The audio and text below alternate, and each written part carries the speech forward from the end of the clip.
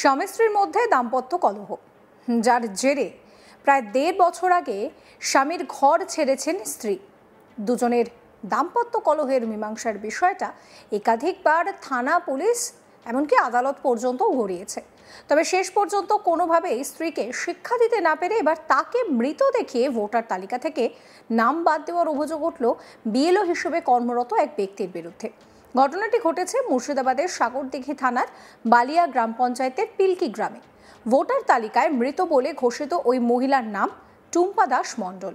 তিনি গোটা বিষয়টা লিখিত আকারে সাগরদিঘির বিডিও, জঙ্গিপুরের মহকুমা শাসক এবং মুর্শিদাবাদের জেলা শাসককে জানিয়েছেন। জানা গিয়েছে, প্রায় ১২ বছর আগে মুর্শিদাবাদের সুতি থানার অন্তর্গত ঔরঙ্গাবাদ কদমতলা এলাকার বাসিন্দা টুম্পা দাস নামে ওই মহিলার সঙ্গে সাগরদিঘির বালিয়া এলাকার বাসিন্দা প্রভাকর মণ্ডলের বিয়ে হয়। প্রভাকর বর্তমানে পিলকি প্রাথমিক বিদ্যালয়ে প্যারা টিচার হিসেবে কর্মরত। এর পাশাপাশি গত কয়েক বছর ধরে তিনি সংশ্লিষ্ট এলাকার একটি বুথের বিএলও হিসেবেও নির্বাচন কমিশনের অধীনে বিভিন্ন সময় কাজ করেছেন। এসআইআরের অঙ্গ হিসেবে নতুন করে ভোটার তালিকা তৈরির কাজ শুরু হওয়ার পর নিজের নাম সেখানে রয়েছে কিনা তা দেখতে গিয়ে দিন চারেক আগে টুম্পা জানতে পারে নির্বাচন কমিশনের খাতায় তিনি আদতে একজন মৃত ভোটার। এরপরেই তার মাথায় আকাশ ভেঙে পড়ে। কিভাবে নিজের নাম ভোটার তালিকা থেকে বাদ গেল তা খোঁজ নিয়ে টুম্পা জানতে পারে যে বিএলও হিসেবে কর্মরত স্বামী নিজের প্রভাব খাটিয়ে ভোটার তালিকা থেকে ইচ্ছাকৃতভাবে তার নাম বাদ দিয়ে দিয়েছেন। টুম্পা বলেন, দেখাশোনা করে ১২ বছর আগে আমাদের বিয়ে হয়েছিল, কিন্তু বিয়ের পর থেকে বিভিন্ন কারণে আমার সঙ্গে আমার স্বামীর বনতো না। আমাকে শারীরিক এবং মানসিকভাবে নিগ্রহ করা শুরু করে। স্বামীর অত্যাচার সহ্য করতে না পেরে ১.৫ বছর আগে আমি তার বাড়ি ছেড়ে সুতি থানা এলাকায় বাবার বাড়িতে চলে আসি। আমার সঙ্গে আমার ৫ বছরের সন্তানও চলে আসে। সন্তান কার কাছে থাকবে এবং আরও কিছু বিষয় নিয়ে আমার স্বামীর সঙ্গে আমার গণ্ডগোল চলছে। গত কয়েক বছরে আমাদের সমস্যা নিয়ে একাধিকবার পুলিশ আদালতের দ্বারস্থ হয়েছে, তবুও আমাদের সমস্যা এখনো মেটেনি। কি বলছেন টুম্পা দাস মণ্ডল, শোনাবো। ওখানে আমি দরখাস্ত জমা দিলাম, আমাকে ভোটার লিস্টে মৃত করেছে। সে আবার আমার স্বামী হয়, আমার পারিবারিক সমস্যা, তার জন্য ও প্রতিশোধ নেওয়ার জন্য আমাকে ভোটার লিস্টে মৃত করেছে। সে হচ্ছে বিএলওর কাজ করে, তার জন্য ওই পাওয়ারটা লাগিয়েছে। হ্যাঁ, আমার স্বামীর নাম প্রভাকর মণ্ডল। প্রাইমারি স্কুলের প্যারা টিচার, ওই গ্রামে স্কুল পিলকিতে, ওই স্কুলে চাকরি করে ও। পিলকির বিএলও আপনার সাগরদিঘি বিধানসভা পিলকি বুথ নম্বর পিলকি ১৪৯-এর বিএলও। তো আমি ওকে পুলিশ মানে আমার একটা বাচ্চা আছে ছোট, সেই বুথে আমি পুলিশকে জানিয়েছিলাম। এর ২০২৪-এ জানিয়েছিলাম, তখন কোনো অ্যাকশন নেওয়া হয়নি। মানে পুলিশকে ঘুষ খাইয়ে ওর দিকে করে নিয়েছে। আমাদের ওখানে ভিলেজ পুলিশ আছে পিলকিতে, ওর দ্বারা হাত করে পুলিশকে ঘুষ খাওয়া হয়েছে। আমার ছেলের বিরুদ্ধে কোনো পদক্ষেপ নেওয়া হয়নি। আমি স্যারকে বলেছিলাম, স্যার বলল তোমার ছোট বাচ্চা ৪ বছরে তুমি পেয়ে নিবা। তারপরে 5 মিনিট পরে স্যার বয়ানকে পাল্টে দিল কি তুমি পাবা না বাচ্চা। এখন কি হচ্ছে? এখন হচ্ছে ওই প্রবলেম। এখন হয়েছে কি, আমি সেই কারণে আমি পিলকি গেছিলাম আমার বাচ্চা উদ্ধার করার। তো সেখানে আমার বাচ্চার সঙ্গে দেখা করতে দেয়নি, আমার বাচ্চার মুখ পর্যন্ত দেখতে দেয়নি স্যারে, ওখানেও ঘুষ খাইয়ে দিয়েছে। এবার সেই নিয়ে আমি ওকে বললাম, তুমি যদি এত ভালো মানুষ, এত যদি তোমার চরিত্র ভালো, তো তুমি আমাকে ভোটার কার্ডে মৃত কেন করলা? সেই বলেছি মৃত কেন করলা? তো বলছে তুই এখানে থাকিস না, তোকে মৃত করেছি, বেশ করেছি, তুই যা পারিস করে নিস। তাই বলছে। পুলিশের সামনে আমাকে হুমকি দিচ্ছে, গালাগালি দিচ্ছে, তাও পুলিশে কিছু বলছে না, তাকেও সাপোর্ট করছে। তাকে মানে কেন না সাপোর্ট করছে? ও মাস্টার, ওদের ফ্যামিলি সবাই মাস্টার, তার জন্য ও ভালো হয়ে গেছে। আর আমি গরিবের মেয়ে, তার জন্য আমি খারাপ, আমার চরিত্রে দাগ, ওদের চরিত্রে কিচ্ছু দাগ নেই, ওরা মাস্টার মানুষ বলে আমার কাজে বাজে এটা সেটা বলছে।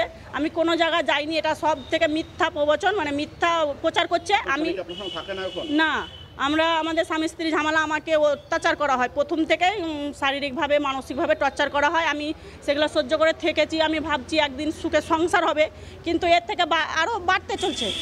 দিয়ে আমি সহ্য করতে পারিনি, আমাকে যখন তখন কাটতে আসে, মারতে আসে, সেগুলো সহ্য করতে পারিনি। ভয়ে আমি ওখান থেকে শ্বশুরবাড়ি থেকে এখন বাপের বাড়িতে আছি। আমাকে বাচ্চা দেওয়া হয়নি। ও বলছে বাচ্চা আমি বলে রেখে চলে আসছি, আমি বাচ্চা রেখে আসিনি, আমাকে বাচ্চা দেওয়া হয়নি।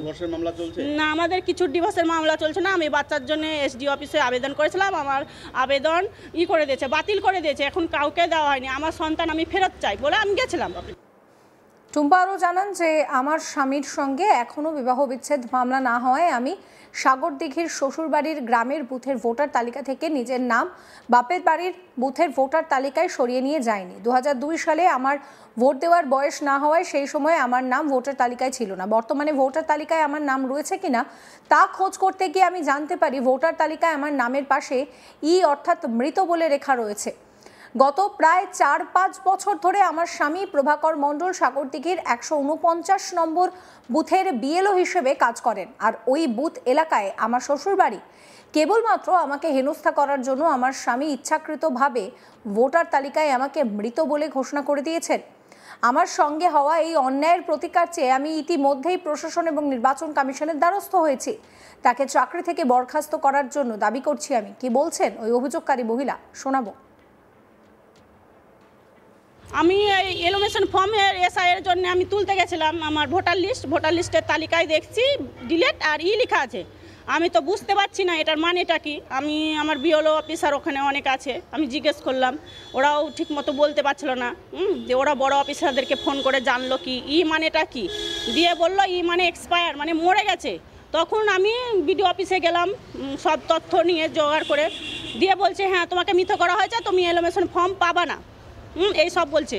তো আমি নির্বাচন কমিশনকে জানাতে চাই আমার এই বার্তাটা জেনে মাননীয় নির্বাচন কমিশনের কাছে যাই, সেটা জানাতে চাই। আর আমি স্যারের কাছে নির্বাচন কমিশন স্যারের কাছে আমি জানতে চাই এটা কেন করলো, সেটার আমি জবাব চাই। কে ওকে এত বড় পাওয়ার দিল? আমি জীবিত, আমি স্বয়ং এখন বেঁচে আছি, কেন আমাকে মৃত ঘোষণা করলো? কোন পাওয়ারে মৃত ঘোষণা করলো? চারিদিক থেকে আমাকে মেরে ফেলছে ঘেরে। আমি বাবার বাড়িতে আছি তাও আমাকে শান্তিতে থাকতে দিচ্ছে না, আমি শ্বশুর বাড়িতে ছিলাম তাও আমাকে শান্তিতে থাকতে দিচ্ছে না। আমি গরিব ঘরের মেয়ে, আমি কিছু করতে পারি না বলে আমার সঙ্গে এতটা অন্যায় হচ্ছে।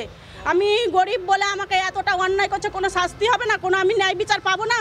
আমি ন্যায় বিচার চাই, ওর বিরুদ্ধে কত থেকে কত জনের শাস্তি হয়, আমি সেটা চাই। না, আমি এলোমেশন ফর্ম পাইনি। আমি বললো কি এলোমেশন ফর্ম আসবে না, তোমার 2025-এ ডিলিট হয়ে গেছে, তার জন্য তোমাকে দেওয়া হবে না, যাদের যাদের নাম আছে তাদেরকে দেওয়া হবে। আমি নির্বাচন কমিশনকে তো জানাচ্ছি, জানি এর ব্যবস্থা নেই, সুব্যবস্থা নেই। আমার নাম টুম্পা দাস, আমার শ্বশুরবাড়ি হচ্ছে পিলকি, আর অঞ্চল হচ্ছে বালিয়া, আর বিধানসভা হচ্ছে সাগরদিঘি, থানাও সাগরদিঘি। আর এখন আমি বর্তমানে বাবার বাড়িতে থাকছি ঝামেলার কারণে। তো ঝামেলা আছে, আমাদের পারিবারিক ঝামেলা আছে। ওর কোনো নাই, স্বামীর নাম হচ্ছে প্রভাকর মণ্ডল। ওর কোনো রাইট নাই কি আমাকে মৃত ঘোষণা করে। স্বামী হচ্ছে করে প্রাইমারি স্কুলের প্যারা টিচার, শিক্ষক বলে এত বড়টা কাজ করছে, মানে ও সব জায়গায় বেরিয়ে চলে আসছে শিক্ষক বলে। এসডিও ম্যাডাম তখন ছিল, এখন এসডিও স্যার এসেছে, মানে এসডিওটা পাল্টেছে। এসডিও ম্যাডাম ছিল, এসডিও ম্যাডামকে কতবার বলেছি, এসডিও ম্যাডাম আমার কোনো কথা শুনে না, আমার বাচ্চাকে পর্যন্ত ফেরত দেয়নি। হ্যাঁ, ছোট বাচ্চা আমি পাবো, আমার অধিকার, তাও আমাকে ফেরত দেওয়া হয়নি আমার বাচ্চাকে। আমার 4 বছরের বাচ্চা ছিল, এখন 5 বছর চলছে, আমার 5.5 বছর। আচ্ছা, আপনার স্বামী তো এই এআরএ বিএলও হয়েছে, কিন্তু তার আগে বিএলও ছিল, অনেক আগে থেকে আগেও ছিল, এখনো আছে। আমি তার শাস্তি চাইছি। এই ভিডিও সম্পর্কে আপনাদের মতামত জানাবেন। সমস্ত খবরের আপডেটের জন্য চ্যানেলটিকে সাবস্ক্রাইব করতে ভুলবেন না।